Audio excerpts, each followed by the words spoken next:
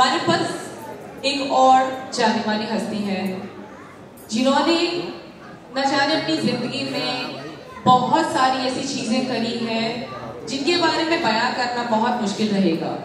हमारे पास कहने के लिए बहुत सारी चीजें रहती हैं। हम चाहे तो बात कर सकते हैं नोबेल कॉज के बारे में, चाहे तो बात कर सकते हैं ह्यूमैनिटी के बारे में, but nothing is only related to humanity और the noble cause. What we are connecting today, sitting over here, is not only about that. It's also about the human being we are talking about. बात कर रहे हैं हम लोग human beings के बारे में। आप लोग लोगों से जुड़ते हैं, जमीन से जुड़ते हैं, रूट से जुड़ते हैं। उन रूट से जुड़ने के लिए आप लोग मेहनत करते हैं, हर एक से जाके कनेक्ट होते हैं। हमारे बीच में आज एक ऐसे ही शख्स मौजूद है जिनके बारे में मैं थोड़ा सा बयान करना चाहूंगी। नाम से अगर मैं बोलूं तो एक बहुत छोटा सा नाम है, मिस्टर संचेकर। लेकिन जब मैं उनके बारे में बयान करने जाऊंगी, जब मैं उनके बारे में कुछ कहने जाऊंगी, तो वो वर्ड्स भी शायद कम पड़ जाए। We won't have that much of words to express how much he done and he put his efforts towards the society. He is the best politician with the noble cause. Today, he's here with us, and it's our great honor to welcome him. But before I call him up on the stage, I would also like to mention something about Mr. Sanchekar. He's a distinguished political figure whose profound impact on Uttar Pradesh, India, is a worthy recognition. He was a minister twice in the state of UP.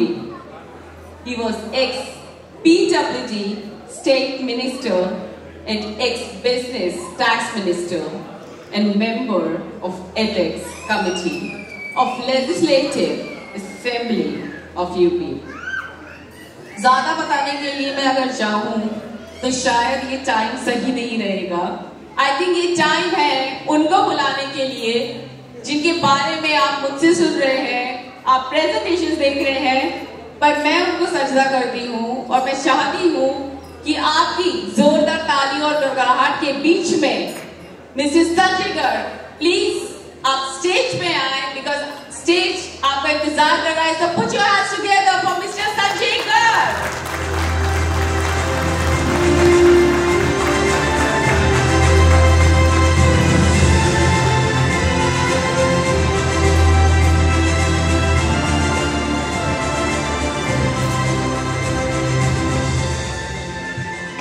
धन्यवाद। मैं सबसे पहले तो दरअसल एहसास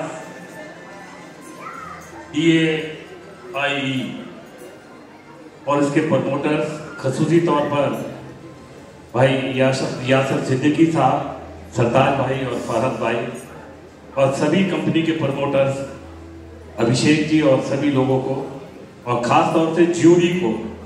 मुझे नहीं समझ में आया कि मेरा नाम क्यों सिलेक्ट किया गया, और इसने मुझे मौका दिया इस बात के लिए कि मैं अपनी पूरी जीवन यात्रा का सिंहावलोकन करूं, उसे पीछे मुड़कर देखूं कि आखिर हर इंसान रात को सोता है, सुबह उठता है और उसे नया जीवन मिलता है, नई घटनाएं मिलती हैं, नई चुनौतियां मिलती हैं, और इसी तरह से जीवन चलता रहता है।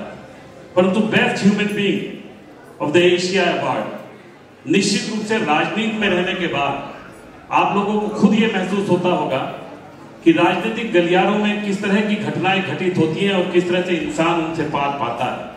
परंतु मैंने ये महसूस किया इस बात के साथ कि it was accident for me to be in politics. राजनीति में रहना मेरे लिए एक एक्सीडेंट था, इस मायने में कि राजनीति के बारे में एक फ्रेज आमतौर पर कही जाती है, साम दाम दंड भेद, परंतु मैंने कभी भी राजनीति में साम दाम दंड भेद को नहीं अपनाया। मैंने कभी किसी का नुकसान नहीं किया, मैंने कभी किसी से बदले की भावना से काम नहीं किया। और जब बेस्ट ह्यूमन बीइंग की बात आती है तो इंसान और जानवर के बीच का फर्क अगर आप महसूस करते हैं तो वो संवाद और संवेदना का है। एक इंसान कितना ज्यादा संवेदनशील है, वो दूसरे इंसान की जरूरतों का एहसास करते हुए किस तरह से अपने आप को पिघल कर उसमें मददगार बनने की कोशिश करने का काम करता है, और वो संवाद के जरिए उसके एहसास के साथ उसका मददगार बनता है। निश्चित रूप से उस संवाद और संवेदना में ये चीज बहुत समझ कर आई कि किस तरह से एक बेहतर इंसान राजनीति को मैंने समाज सेवा का मंच बनाया, और समाज सेवा के उस मंच में हमेशा से इस बात की प्राथमिकता दी, और कोई मेरा दुश्मन भी रहा तो उसे मैंने कभी भी अपनी तौर से बदले की भावना से कष्ट पहुंचाने का काम नहीं किया। शायद इस बात के लिए मेरे संस्कार जो मुझे माता पिता से मिले, उसने व्यवहार में मुझे इस तरह से ढालने की कोशिश करने का काम किया, और उसी के साथ साथ दया का भाव, क्षमाशीलता का भाव। हर धर्म में इंसान को बेहतर इंसान तराशने के लिए उसे अलग अलग रूप में हिदायत दी जाती है, और मैं समझता हूं कि एक इंसान को बेहतर इंसान बनाने के लिए माफी सबसे बेहतर लक्षण।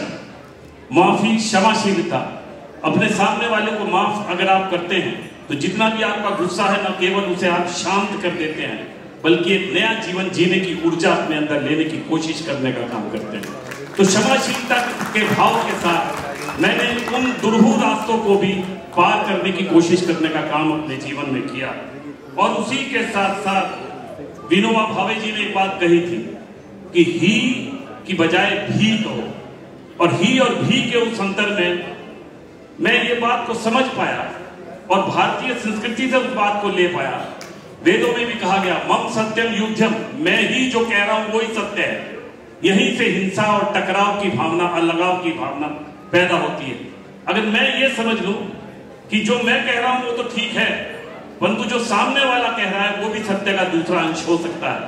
इस बारे में केवल एक छोटी सी कहानी आपको बताना चाहूंगा कि जैन समाज में ये बात बहुत क्लियर तरह से बताई गई।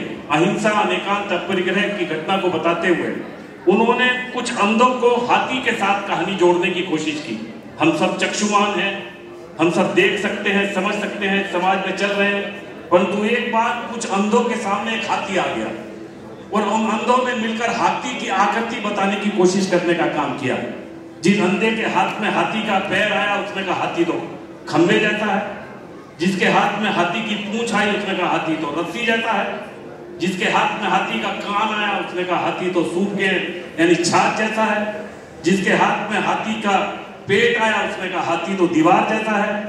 और अलग अलग रूप में वो तमाम अंधे मिलकर हाथी की आकृति नहीं बना सके। हम सब तो चक्षुवान है, देख सकते हैं, कहीं हमारी इस तरह की नादानियों की वजह से हरकत इस तरह की तो नहीं है कि जो अंधों की हरकत है। अगर हम ये समझ लें कि मैं जो समझता हूं, मैं जो सीख रहा हूं, मैं जो मानता हूं, मेरा जो विश्वास है वो सत्य का एक अंश है, परंतु सामने वाला जो समझ रहा है वो भी सत्य का दूसरा अंश हो, और हम उसके उस सत्य के साथ ही की बजाय भी की भावना से उसे ग्रहण करने की कोशिश करने का काम करें, तो मैं समझता हूं कि हम एक बेहतर इंसान के रूप में आगे बढ़ने का काम कर पाएंगे। मैं इसी रूप में आपसे केवल एक अपील करना चाहता हूं कि आज हालांकि ये दुबई है और दुबई में आजकल री एक्सपोर्ट इंटरनेशनली आदमी अपने आप को और ज्यादा बेहतर और कमाने के लिए यहाँ पर आने की कोशिश करने का काम करता है, परंतु उस मुनाफे में खुदा ने जो हमें प्रकृति दी है, खुदा ने जो धरती, जल, वायु और आकाश के जरिए हमें और आपको तराशने का काम किया है, हम इसकी जो रेशो है उसको विलोमानुपात में बदलने का काम तो नहीं कर रहे। हवस में हम उसके साथ खिलवाड़ तो नहीं कर रहे, और आज के औद्योगिकरण में जिस तरह का खिलवाड़ होने की बातें चुनौती के रूप में हमारे सामने आ रही हैं, निश्चित रूप से आज आने वाली मानवता के लिए जल संरक्षण सबसे बड़ी समस्या है। दुनिया में एक शहर जहां पानी बिल्कुल जमीन के नीचे से गायब हो गया, साउथ अफ्रीका में कैप टाउन। यहाँ आप उस बात की दुर्भोग को महसूस करते हैं। हर साल ग्रीन हाउस इफेक्ट गैसेस की वजह से टेम्परेचर और तापमान बढ़ रहा है। ऐसे उस दौर में मानवता जिंदा रहे, इंसान जिंदा रहे, उस बात के लिए जरूरी है कि हम एयर क्वालिटी इंडेक्स को मेंटेन रखना अपनी जिम्मेदारी समझें, और उसी के साथ जल को भी, पानी को भी संरक्षित रख सकें, जिससे हमारे आने वाली पीढ़ी एक बेहतर जिंदगी जीने का काम कर सके।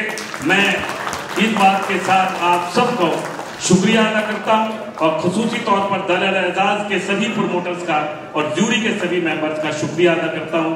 उन्होंने जीवन के उन लक्षणों को सामने रखकर बेस्ट ह्यूमन बीइंग, हालांकि मैं नाचीज होकर इस तरह के लायक नहीं था, परंतु दुनिया के सामने इस बात को बताने के लिए कि अच्छा ह्यूमन बीइंग किन लक्षणों की वजह से हो सकता है, तो मुझे ये महसूस हुआ कि राजनीति की काल कोठरी में रहने के बाद भी बेदाग होकर साफ सफरनामे में उस सफर को तय कर मैंने राजनीति को समाज की सेवा का एक मंच ही नहीं समझा, बल्कि इंसानों की उस इंसानी वैल्यूज को आधार बनाकर उनकी खिदमत को, रास्ते को अंजाम देने का काम किया।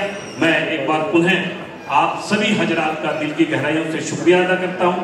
आप सब ने खसूसी तौर पर हमारे वीआईपी भाई ने हम सबको गुदगुदाया और उसके बाद हमजा भाई ने थ्रिल के साथ, म्यूजिक के साथ हम सबको जो मौका देने का काम किया।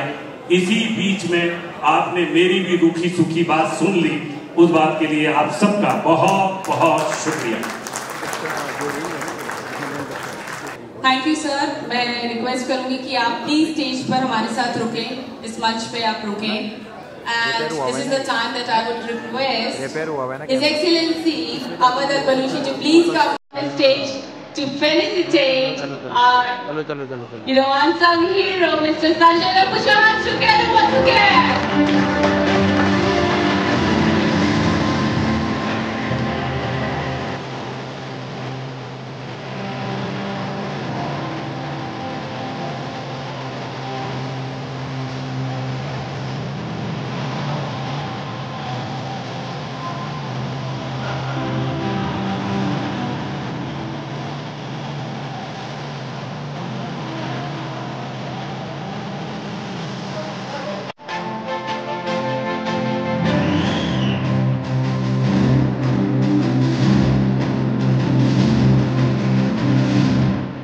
Thank you so much, sir.